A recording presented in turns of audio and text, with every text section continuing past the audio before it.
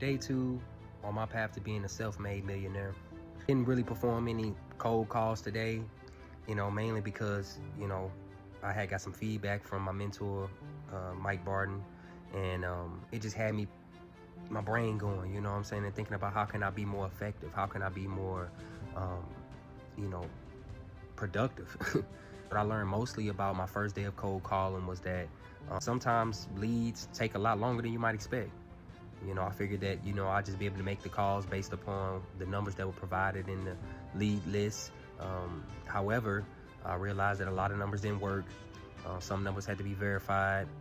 And also you had to double check the case numbers via TDM, based on the county that you're using. We're for totally different people, for totally different parcel IDs or, properties. So I spent about 5 to 6 hours yesterday, which is 2 hours over the time that I anticipated on spending.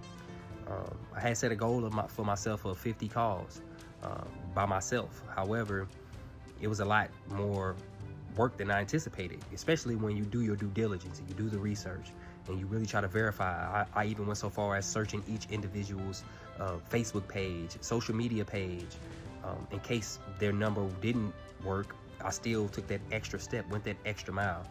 And I know that that type of effort is what's going to actually make me successful in this business. Mike Barton, at Self-Made Freedom LLC, the brother has given the game for free, up front, for sure. Like, I had no money to put up. I had nothing to offer him other than my time and effort.